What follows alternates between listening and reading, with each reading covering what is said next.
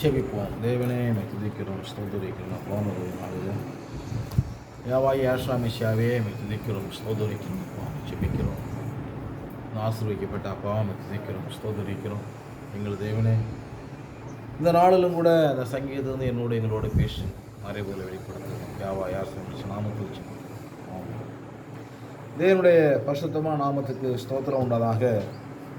இங்கே வேதம் சொல்வது, தேவனுக்கு யாஷா மெஷியாவுக்கு புது பாட்டை பாடுங்கள், பூமியின் குடிகளே எல்லாரும் யாஷாவை பாடுங்கள். எல்லாரும் பாடத்தக்கவர், எல்லாரும் போற்றக்கூடியவர், எல்லாரும் பாடும்படி, எல்லாரும் பாடி போற்றும்படியாக ஒருவர் உண்டு என்று சொன்னால் அவர் நம்முடைய தெய்வம், நம்முடைய தேவன் யாஷா மெஷியா ஒருவர் மாத்திரமே. அல்லேலூயா.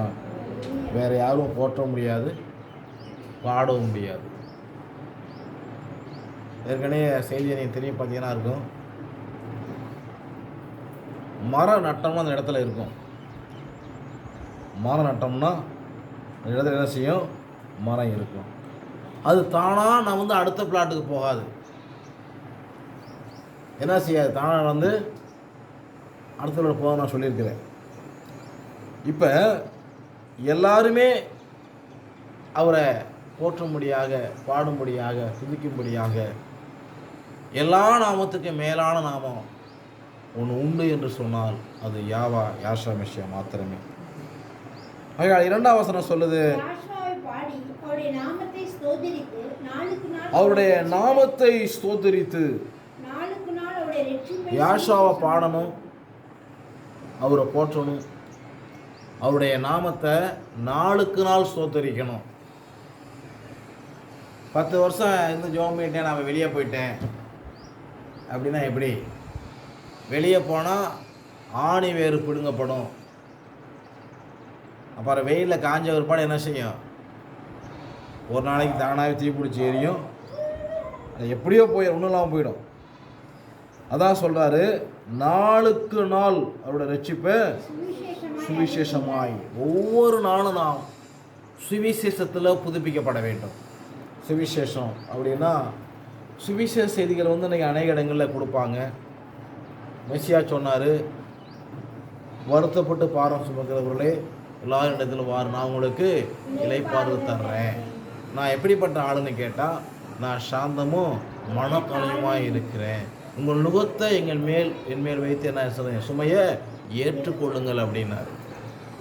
அப்போ நல்ல பழகக்கூடியான மாடு, எங்கள் வீட்டில் மாட்டு வண்டி, இந்த நாட்களில் மாடு வண்டியெல்லாம் உண்டு. அப்போ நான் சின்ன பையனாக இருக்கும், என்ன போய் மூக்கணைன்னு சொல்லுவாங்க, அதை தூக்கின டக்குன்னு கொம்பை கொடுத்து என்ன பண்ணி வாங்கிக்கும். அந்த மாடு டக்குன்னு வந்து வாங்கிக்கும். என்னால் மேலே ஏற முடியாது, அதை பிடிச்சி கட்ட வண்டி மேலே ஏற முடியாது. அப்போ என்ன பண்ணோம்? இப்படி தாவிக்கிட்டு இருப்பேன். அப்போ என்ன பண்ணோம்? ஒரு மாடு அப்படியே முட்டி போட்டு கீழே குனியும். அப்போ மாட்டை பிடிச்சி அது மேலே ஏறி உட்காருவேன். இதெல்லாம் எனக்கு எல்லாம் ஞாபகம் இருக்குது. அதான் மெசியா சொன்னார், ஏசாயா 1ஆம் அதிகாரத்தில் வாசிப்போம். ஏசாயா 1ஆம் அதிகாரம் 1 வாசிப்போம். ஆமோஷின் குமாரனாகிய ஏசாயா நாட்களிலே கண்ட தரிசனம். இது வந்து இந்த ஏசாயா தரிசனத்தில் சொல்லப்பட்ட காரியம். அதில் உள்ள 66 புஸ்தகமும் தரிசனம். இது எதை குறித்துன்னா, அந்த நாட்களில் உள்ள காரியங்களை குறித்து கண்டதான தீர்க்கதரிசி கண்டதான ஒரு தரிசனம். அந்த தரிசனம் என்ன சொல்லுதுன்னு சொல்லி வாசிப்போம். வானங்களே கேளுங்கள் அப்படின்னா, வானத்தையும் கீழே இருக்கிற மனிதர்களே, மனித பிண்டங்களே கேளுங்கள், கேளுங்கள். பூமியை செவி கொடு. யாசுவா பேசுகிறார், நான் பிள்ளைகளை வளர்த்து ஆதரித்தேன், எனக்கு விரோதமாய் கலகம் பண்ணினார். சபையை விட்டு ஒருத்தன் போறான்னா அவன் எனக்கு விரோதமாக போக கிடையாது. யாருக்கு விரோதமா? தேவனுக்கு விரோதமாக. வாசிப்போம். மாடு தன் எஜமானனையும் கழுதை தன் ஆண்டவன் முன்னணியும் அறியும், இஸ்ரவேல் அறிவில்லாமலும் என் சனம் எப்படி இருக்கிறாங்க? உணர்வில்லாமல் இருக்கிறார்கள். நான் வரும்போது சொன்னேன், தஞ்சாவூரில் 13 வீட்டுகளுக்கு மேலே நான் வாடகை வீட்டில் குடியிருக்கிறேன். அது ஏன்னா அப்படி குடியிருப்பேன்னு சொன்னால், எங்கே வாடகை கம்மியாக இருக்குதோ, ஒரு வீடு வந்து 300 வாடகை, 300 வாடகை வாடகை கம்மியாக இருந்தால் உடனே அந்த வீட்டுக்கு போயிடுறது. 400 வாடகை கம்மியாக தான் இங்கே கம்மியாக இருக்குன்னா உடனே அந்த மாதிரி வாடகை கம்மியாக இருக்குங்க அப்படிமே. என்னையா வந்து கொஞ்ச நாளாக வாடகை கம்மியாக இருக்குங்கிற, சரி போங்க பார்த்துக்குவோம் அப்படிம்பாங்க. ஒன்றும் சொல்ல மாட்டாங்க. அந்த எல்லா வீடுகளுமே என்ன அவங்க சொல்லக்கூடிய ஒரு நல்ல வார்த்தை என்னென்னா, இந்த பக்கம் வந்தால் வந்துட்டு ஒரு ஜெபம் பண்ணிட்டு போங்க. அவங்க தேவனை ஏற்றுக்கொள்ளலை, அவங்க சொல்ல வார்த்தை என்ன, வந்து ஜெபம் பண்ணிட்டு போங்க. இது குறைஞ்சபட்ச ஒரு நியாயம் உண்டு. அதான் மெசியா சொன்னார், பரிசேயர் சதுசேர் நீதியிலும் உங்கள் நீதி அதிகமாக இராவிட்டால் பரலோக ராஜ்யம் போக மாட்டீர்கள். 10 வருஷம் 5 வருஷம் சபையில் இருந்துட்டு சொல்லலாம் வேறு சபைக்கு போனால் இது எந்த நீதி? இப்போ நன்றாக நம்ம கவனிக்கணும், இது எந்த நீதி? இந்த 96ஆம் சங்கீதத்தில் கடைசி வசனம் 11ஆம் வசனம் சொல்லுது, வாசிப்போம். அவர் வருகிறார், அவர் பூமியை நியாயம் தீர்க்க வருகிறார் என் தேவன் யாசுவா மெசியா. பூலோகத்தை ரொம்ப நீதியோடு அப்படி கள்ளத்தராசு கிடையாது. நம்முடைய தேவன் என்ன கிடையாது? கள்ளத்தராசு கிடையாது. நான் ஏற்கனவே சொல்லியிருக்கிறேன், இந்த அறவேக்காடு போதுக்கும் தான் நான் சொன்னேன். என்ன சொன்னேன்னா, உன் கண்ணின் காட்சி நெஞ்சின் வழியில் நட. எது நீ என்ன பண்ண, சாக்கெட் ஜன்னல் வச்சு போட்டுக்கோ, எதாவது பண்ணிக்க. ஆனால் கண்ணு மையிட்டுக்க என்ன பண்ணிக்க, கடரெல்லாம் அடிச்சுக்க, எல்லாம் பண்ணு. ஆனால் என்ன உண்டு, உனக்கு நியாய தீர்ப்பு என்று சொல்லி ஒன்று உண்டு. தேவன் நியாயத்தை நிறுத்துவா. எப்படிப்பட்ட நியாயத்தை இருப்பான்?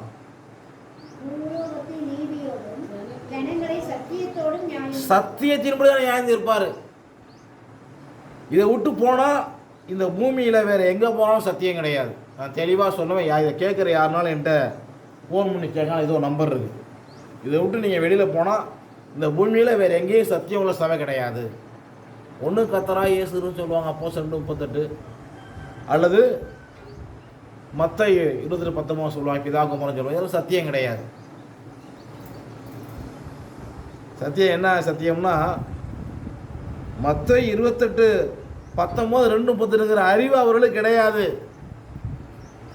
என்ன கிடையாது? பலாப்பழம் வாங்கிட்டு வா சாப்பிட்லான்னா பலாப்பழத்தை வாங்கி அப்படியே யாரும் தின்னது கிடையாது, பிள்ளைகள் கொடுத்தது கிடையாது. பலாப்பழத்தை வாங்கிட்டு வந்து அதை சரியாக என்ன பண்ணுவாங்க, பழுக்கலன்னா வேப்ப குஞ்சு அடித்து உள்ளார வச்சு அதை வாடை வந்த ஒரு பாடி எடுத்து அதை சுளையை எடுத்து சாப்பிடுவாங்க. பலாப்பழத்தோட தமிழர்கள், ஆதி தமிழர்கள் இன்று வரலையும் பிளாச்சோலை கேட்டால் பிளாச்சோலையோட என்ன வருது, உள்ளார கொட்டை ஏன் வருது? நம்ம அதை கவனிக்கணும். ஏன் கொட்டையை கொடுக்குறாங்க? காரணம் என்ன? எப்பேற்பட்ட வியாதியில் ஒன்று பிளாச்சோலை சாப்பிட்லாம், சாப்பிட்டா அவசியம் கொட்டையை சாப்பிட்ணும். ஒன்று வேக வச்சோ சுட்டோ சாப்பிட்ணும், சாப்பிட்டா வியாதி கிடையாது. இன்றைக்கி எல்லோரும் என்ன செய்கிறாங்க, பலாப்பழத்தை வாங்குவாங்க, சொலையை சாப்பிடுவாங்க, கொட்டையை வீசிடுவாங்க. அப்புறம் ஹாஸ்பிட்டலுக்கு போக வேண்டியதுதான். எங்கே போகணும்? ஹாஸ்பிட்டலு. இதுதான் 28:19. எதை நீக்கணும், எதை சேர்க்கணும், அதை தெரிஞ்சுக்கணும். அவர் பூமியை நியாயத்திற்கு வருகிறார். நியாயத்திற்கு எப்படி இருக்கும்? சத்தியத்தோடு இருக்கும். ரொம்ப சரியாக நியாயம் தீர்ப்பார். நீ என்ன செஞ்ச, நீ என்ன பண்ணுன, ஏன் இப்படி செய்தாய் சொன்னார்ல ஆதியாகமத்தில், நீ இதை செய்தபடியால் நீ உயிரோடு இருக்க நாளெல்லாம் உன் வயிற்றால் நகர்ந்து மண்ணை தின்பாய். முடிஞ்சு போச்சா? ஏன் தீர்ப்பு? இதுக்கு தான் தேவனுடைய ஊழியக்காரன் நியமிச்சு வச்சிருக்கார். எப்படி? சத்தியத்தின்படி நியாய தீர்ப்பு இருக்கும். இங்கே 1000 பேசலாம், அது இப்படிங்கன்னா எப்படிங்க 1000 காரியம் பேசலாம். நியாய தீர்ப்புன்னு சொல்லி வர்றப்ப அது ரொம்ப கடினமாக இருக்கும். அதனால் வேதம் சொல்லுது, 96:3 வசனம் வாசிப்போம்.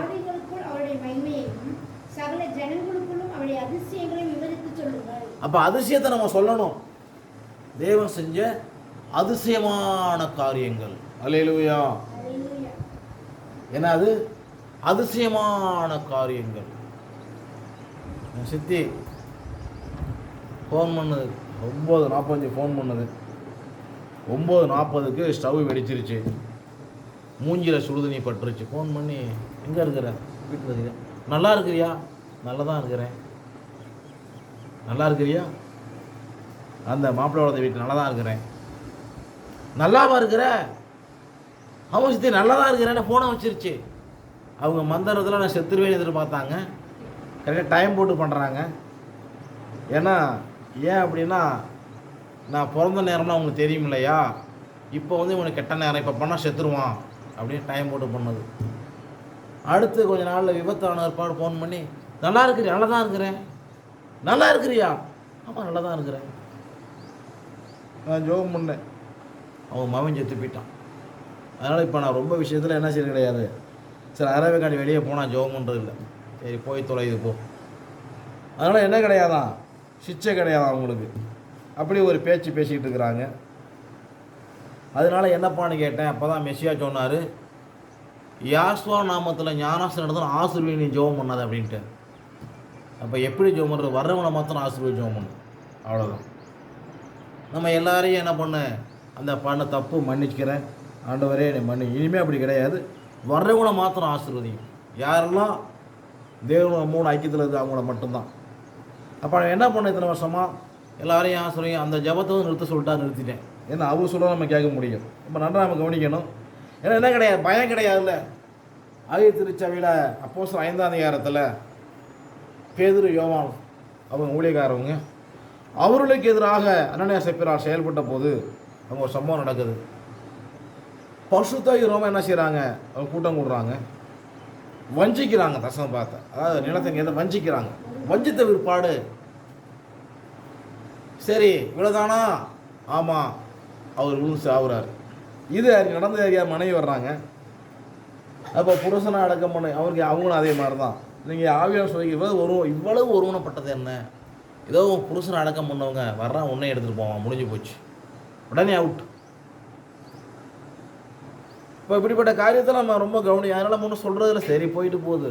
கொஞ்சம் நாளைக்கு உலகத்தில் இருந்து கொஞ்சம் பாடத்தை கற்றுக்கிட்டு கிருபை இருந்தால் வரட்டும், இல்லைன்னா எங்கே எழுதப்படட்டும், புழுதியில் எழுத கிருபை இருந்தால் வரட்டும், இல்லைன்னா விட்டுறட்டும், அவ்வளோதான்.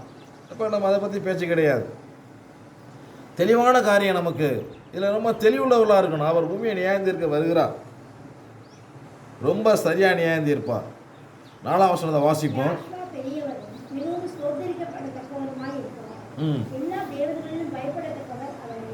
எல்லா தேவர்களும் பயப்படத்தக்கவர் அவரே. இதை கேட்குற அன்பு தேவனுடைய பிள்ளைகளை நன்றாக கவனியுங்கள். இயேசுங்கிற பேரை சொல்லி கூப்பிடுங்க, கர்த்தருங்கிற பேரை சொல்லி கூப்பிடுங்க. அதில் ஒன்றுமே நடக்கலை. அடுத்த ஸ்டெப் நீ ஏற முடியலையா, லார்டு ஜீசஸ் கத்துறீங்க, அது நடக்கலையா? எப்படி நடக்கும்? எப்படி நடக்கும்? அப்போ நித்திய ஜீவனை பெற்றுக்கொள்ள வேதவாக்கியத்தை ஆராய்ச்சி பார்க்கணும். மூல பாஷையில் பேர் என்ன? ஏன் இத்தனை பேர்? இதில் குழப்பம் என்ன? இப்போ மூல பாஷையில் அவருடைய பெயர் என்ன? இதை முதலாக தெரிஞ்சுக்கணும். ஒரு குடும்பத்தில் 10 பிள்ளைகள் இருக்கிறாங்க. 10 பிள்ளைகள் இருக்கிறாங்க. அன்னைக்கு பாஸ்டர் என்னைய தெரியாது அப்படின்னு சொன்ன ஒரு வார்த்தைக்கு திரும்ப தெரியாதா? ஆமாம் தெரியாது. எங்கள் வீட்டுக்கெல்லாம் வந்தீங்களே, சாப்பிட்டீங்களே? இல்லை தெரியாது. பல குடும்பத்துக்கு உன்னை யார் தெரியாதுங்கிறேன் அப்படின்னா தெரியாது. சரி பரவாயில்ல. அதுக்கப்புறம் நான் கேட்ட கேள்வி, எனக்கு அன்னைக்கு என் கண்ணுக்கு தெரிஞ்சது, இங்கிருந்து பசுமையாக தெரிஞ்ச 3 காரியங்கள் நன்றாக கவனியுங்கள். நான் கேட்டேன், நீங்கள் என்னை ஊழியத்துக்கு அழைச்சது உண்மைன்னா என்ன பண்ணுங்க, என்ன செய்யுங்க, பீகார் ரகசிய ஜெபம் அனுப்பிவிடுங்க, அதை நீங்கள் பற்றி வெளிப்படுத்தணும். அல்லது அந்த ஊழியர் சரியில்லைன்னா கோயம்புத்தூரில் பால் தினகரம் டிஜிஎஸ் அங்கே காமிங்க, தரிசனம் கொடுங்க. இல்லை அவரும் சரியில்லைன்னா நம்ம மோகன்சி காமிங்கன்னு சொல்லி இந்த 3 பேர் என் வட்டத்தில் பசுமையாக தெரிந்தார்கள். இதை வச்சு நான் ஜெபம் பண்ணேன். அப்போ தான் தமிழில் இயேசுன்னு சொல்லி ஜெபம் பண்ணுற அந்த நாட்களில் அவர் என்ன பண்ணார், இந்த உலகத்திலேயே உண்மையில் ஒரு ஊழியம் உண்டுன்னு சொன்னால் இந்த டேனியல் கிறிஸ்டியன் என்னுடைய மகனோட ஊழியம்தான். நீ அவரை பார்த்து அவரை ஜாயின் பண்ணிக்க அப்படின்ட்டு. அப்படின்னு அவர் எங்கடா பார்க்குறது. ஒரு முறை இங்கே ஜபத்துக்கு வந்தார், ஒரு திருமணம் நடத்தி வைக்கிறதுக்காக வேண்டி. மாப்பிள்ளை இங்கே, பொண்ணு மும்பை. அப்போ இந்த பாஸ்டர் சொன்னார், அது கள்ள உபதேசம் சொல்லிட்டார், யாரும் பேசக்கூடாதுன்ட்டார். அவரை சொல்கிறாரு, நம்ம கேட்டால் 3 பேரையுமே சொல்லலையேன்னு சொல்லி நான் யோசித்து, சரி ரைட்டு அவர் சொல்லிட்டார் கேட்போம். ஆகையினால் அவருக்கு ஃபோன் பண்ணி கேட்டேன். அவர் இப்போ தான் கண்ணு தெரியுதான்னாரு. கண்ணு தெரியுது, காலு தெரியுது, நம்பரை கூட அவர் நம்பரை கூட எனக்கு அவ்வளோதான். சரி பாஸ்டர் இருந்தால் உடனே நம்பர் உங்களை வாட்ஸ்அப் நம்பர் அனுப்பி வச்சார். உடனே அடித்தேன். அப்போ சொன்னார், அனுப்பி வச்சுட்டு அவர் யாருக்கும் அவ்வளோ சீக்கிரம் எடுக்க மாட்டார், எடுக்காட்டினா நீ வருத்தப்படாத, அதாயா அவர் நம்பர் அப்படின்ட்டார். அப்போ அடித்தேன். அவர் உடனே எடுத்தார். யார் எங்கே ஊர்னாரு, ஐயா நான் புதுக்கோட்டையில் பேசுகிறேன், இந்த சபையில் ஊழியக்காராக இருக்குது, இத்தனை வருஷம் இருந்தேன், உங்களோட தேவன் காமிச்சார், உங்கள்கிட்ட பேசுகிற அப்பாயின்மெண்ட் கொடுங்கன்னு கேட்டேன். அப்போ சொன்னேன், அடுத்த வாரம் புதன்கிழமை திருச்சி ஏர்போர்ட்டு காலைல 3 மணிக்கு வாங்க, ஒரு 10 நிமிஷம் தான் 5 நிமிஷம் பேசிக்கிங்க, அவ்வளோதான் உங்கள் டைம் போ அப்படின்ட்டார். சரியா சொல்லி வச்சாச்சு. அப்போ நான் சொன்னேன், இந்த மாதிரியா நான் பேசுகிறேன், உடனே எடுத்துட்டாரா அப்படின்னாரு. எடுத்துட்டாரு. அடுத்த வாரம் சொன்னப்போ இவர் என்ன பண்ணிட்டாரு, கரெக்டாக இந்த பாஸ்டர் கரெக்டாக சார்பாக 10 மணிக்கே வந்துட்டார் வீட்டுக்கு. நம்ம உட்காந்துருப்போன்னாரு.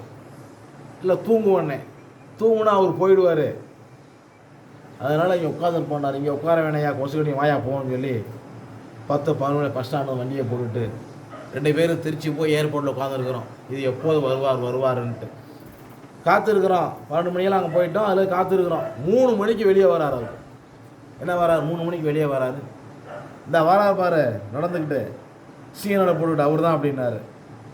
பார்த்தா இவர் என்ன ஆள் கருப்பாக இருக்கார், நடந்து வராரு. அவன் ஏற்கனவே வந்திருக்காருல்ல, அவங்க மருமையன் கூட வராரு. போயிட்டு பேசுனேன், என்னை மன்னிச்சிருக்கேனே மொதல் வேலையா, ஏன்னா அவர் சொன்னதுனால கொடுக்குறோன்னு நான் விஷ் பண்ணலை. நீங்கள் வந்தப்போ அவருக்கு சாப்பாடு போகிற நான் விஷ் பண்ணலை, என்னை மன்னிச்சிருக்கேன். நான் யாருன்னு கேட்டார் முதல் கேள்வி. உங்கள்கிட்ட ஃபோனில் பேசுகிறேன், நான் தான் ஊழியம் செய்கிறேன். தம்பி ஊழியம் செய்கிறேன்னா பரலோகம் போகணும், இல்லை நரகத்துக்கு போயிடுவீங்க. பரலோகம் போகிறோன்னா பின்னாடி வாங்க, இன்னும் வந்ததுக்கு 500 ரூபா செலவுக்கு வச்சுங்க, நீங்கள் போங்கன்ட்டார். இல்லை நான் உங்கள் கூட வர்றேன் அப்படின்னு. உடனே என்ன பண்ணார், எடுத்துக்கிட்டார், முடிஞ்சு போச்சு. சரின்னு உடனே காரை புக் பண்ணி போனோம். இன்று வரலையும் சத்தியத்தில் தேவன் எங்களை பாதுகாத்து வச்சுருக்காரு. அல்லேலூயா. நான் நிற்கிறேன்னு சொல்லலை, பாதுகாத்து வச்சிருக்கிறாரு. அல்லேலூயா. நான் கேட்ட ஆப்ஷன் 3, நான் அந்த 3 பேரை தான் கேட்டேன். இவங்க சரின்னா இவங்கள்ட்ட யார்கிட்ட என்னை அனுப்புங்க. அந்த சபையில் என்ன செய்கிறேன், நான் ஒரு வேலைக்காரன் இருந்தால் கூட பரவாயில்ல, ஆனால் தேவன் காண்பித்தது சத்தியம். அங்கே போன ஒரு பாடம் தான் வேதாமத்தை கொடுத்து படிக்க சொன்னார். இந்த பாருங்க மிஷியாங்கிற பேர் இருக்குது பாருங்கன்னாரு, மொழிபெயர்ப்பில் இருக்குதுனாரு. ஒன்றா படித்தா அப்புறம் பைபிள்லாம் பார்த்து அந்த ஈவிர பைபிளை காமிச்சார். எல்லாத்தையும் பார்த்துட்டு, ஆனால் எனக்கு ஞானஸ்தானுக்கு என்ன கிடையாது, மனசு கிடையாது. ஞானஸ்தானம் திரும்ப ஒன்று எடுக்கிறது எப்படி? இங்கே நிறைய பேர் ஞானஸ்தானம் எடுத்துருக்குறாங்க அந்த பகுதியில் கிழக்கு. திரும்ப ஒன்று எடுக்கிற எப்படி, என்ன பண்ணுறது? அதுக்கப்புறம் அதுக்கும் பேசினார். தேவன்றைக்கு நடத்திக்கிட்டு இருக்கார். அப்போ நியாய தீர்ப்புன்னு வர்றப்ப எப்படி இருக்கும்? ரொம்ப சரியாக இருக்கும். யாரும் ஏமாத்திட முடியாது. இந்த நியாய தீர்ப்பில் லஞ்சம் கிடையாது, தட்டி பறிக்க முடியாது. என்ன பண்ண முடியாது? தட்டி பறிக்க முடியாது. நியாய தீர்ப்பு எப்படி இருக்கும்? 11ஆம் வசனம் சொல்லுது, அவர் வருகிறார், அவர் நியாய தீர்க்க வருகிறார், சத்தியத்தோடு நியாயம் தீர்ப்பார். இதில் எந்த ஒரு பித்தலாட்டமும் இருக்காது. ஏழைக்கும் பணக்காரனுக்கும் ஒரே விதமான நியாய தீர்ப்பு. அதான் மெசியா சொன்னார் நியாயப்பிரமாணத்தில், பரதேசிக்கும் சுதேசிக்கும் ஒரே பிரமாணம் இருக்கவன் அப்படின்ட்டார். அதனால் இதை கேட்குறவங்க புரிந்து கொள்ளுங்க, தொடர்பு கொள்ளுங்க. நீங்கள் பரலோகம் போகணும்னா தயவு செஞ்சு பேசுங்க. இன்னொரு சம்பவத்தை நான் சொல்கிறேன். இந்த சத்தியமும் இந்த ரட்சிப்பும் யாருக்குன்னு கேட்டால், இது ஆபிரகாமுடைய வம்சவழிக்கு மாத்திரம் தான், மற்றவங்களுக்கு இது கிடையாது. மற்றவங்க சும்மா வந்து பிரயாணம் பண்ணுவாங்க. எப்படி? பேருக்காக. மெசியா நாட்களிலே சுகமாக சிலர் வந்தாங்க, அற்புதத்தை பின்பற்றி சிலர் வந்தாங்க, வயிறார சாப்பிட வந்தாங்க. இதை நீங்கள் எதுன்னு சொல்லி தெரிந்து கொள்ளுங்கள். உண்மையிலேயே நீங்கள் அவருடைய வித்தாக இருந்தால் வேதம் சொல்லுது, நாமத்தை பற்றி உறுதியாக பிடித்து கொள்ளுங்கள். தேவன் உங்களை ஆசீர்வதிப்பாராக. ஜெபிப்போம்.